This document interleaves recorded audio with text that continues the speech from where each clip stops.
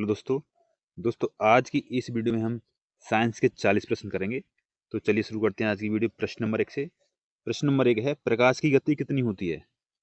तो प्रकाश की गति होती है 3 इंटू 10⁸ मीटर प्रति सेकेंड। ऑप्शन नंबर ए इसका सही आंसर हो जाएगा।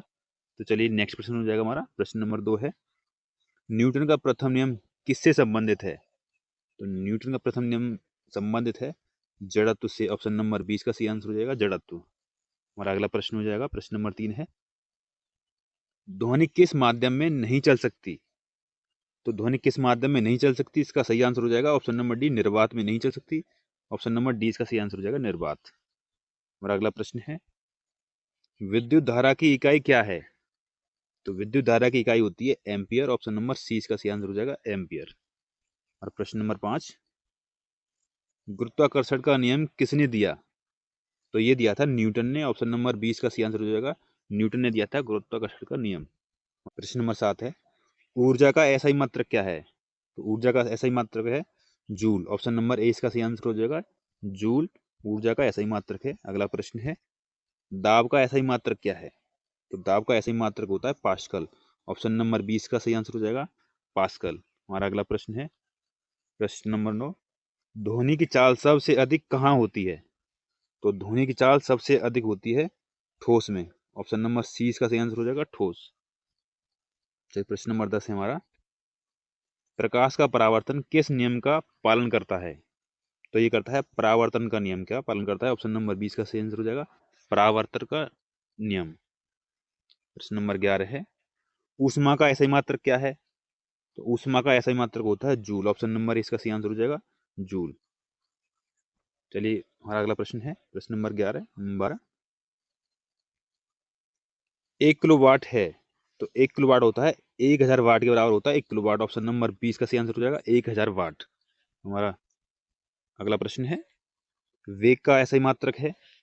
तो वेग का ऐसा ही मात्रक होता है मीटर प्रति सेकंड। ऑप्शन नंबर ए इसका सही आंसर हो जाएगा, मीटर प्रति सेकंड। नेक्स्ट प्रश्न हो जाएगा हमारा, त्वरण का ऐसा ही मात्रक क्या है?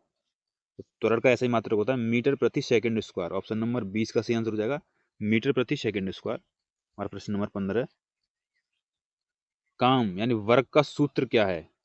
तो काम का सूत्र होता है ऑप्शन नंबर ए, एफ और डी, एफ इंटू डी, ये काम का सूत्र होता है। एफ बराबर होता है फोर्स और डी बराबर होता है डिस्टेंस।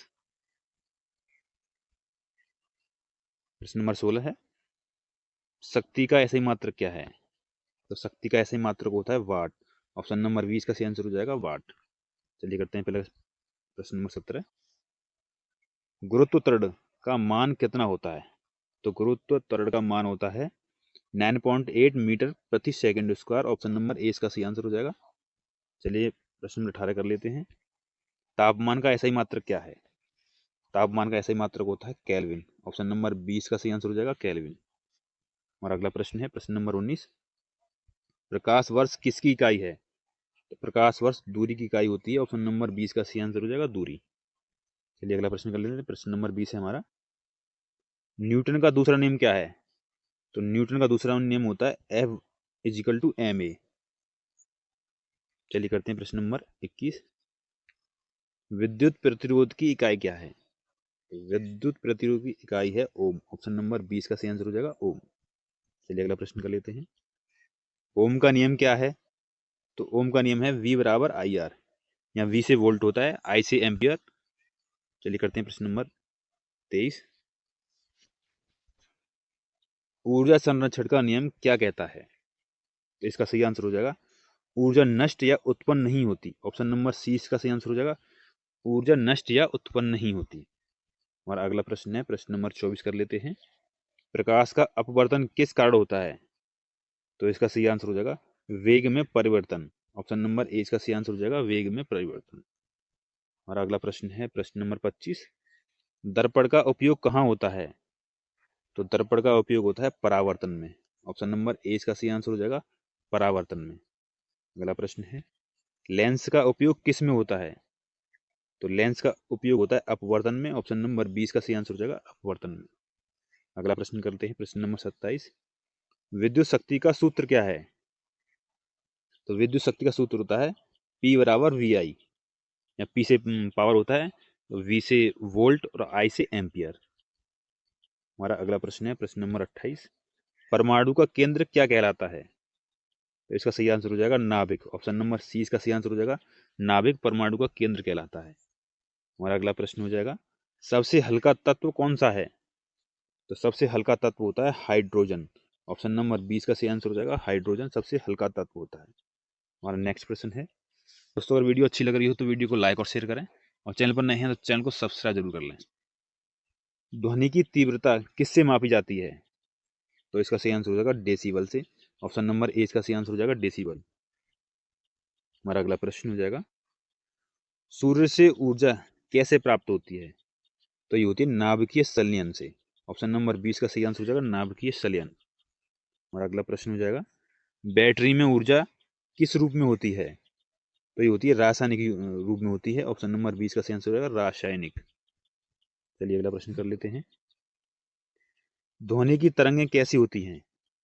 तो ध्वनि की तरंग होती हैं अनुदैर्ध्य। ऑप्शन नंबर ए इसका सही आंसर हो जाएगा अनुदैर्ध्य। हमारा अगला प्रश्न हो जाएगा, प्रकाश की तरंगें कैसी होती हैं? तो प्रकाश की तरंगें होती हैं अनुप्रस्थ तरंगें। ऑप्शन नंबर 20 का सही आंसर हो जाएगा अनुप्रस्थ। हमारा प्रश्न नंबर 35, विद्युत आवेश की इकाई क्या है?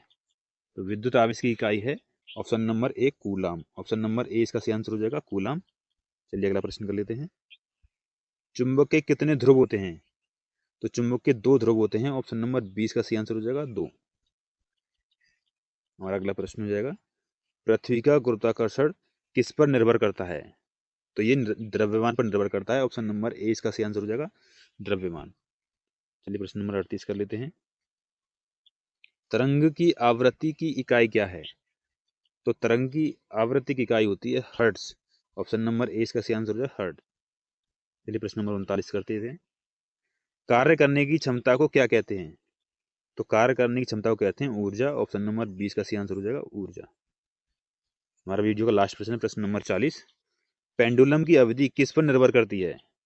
तो ये निर्भर करती है लंबाई पर। ऑप्शन नंबर ए इसका सही आंसर हो जाएगा लंबाई। दोस्तों अगर वीडियो अच्छी लगी हो तो वीडियो को लाइक और शेयर करें। धन्यवाद।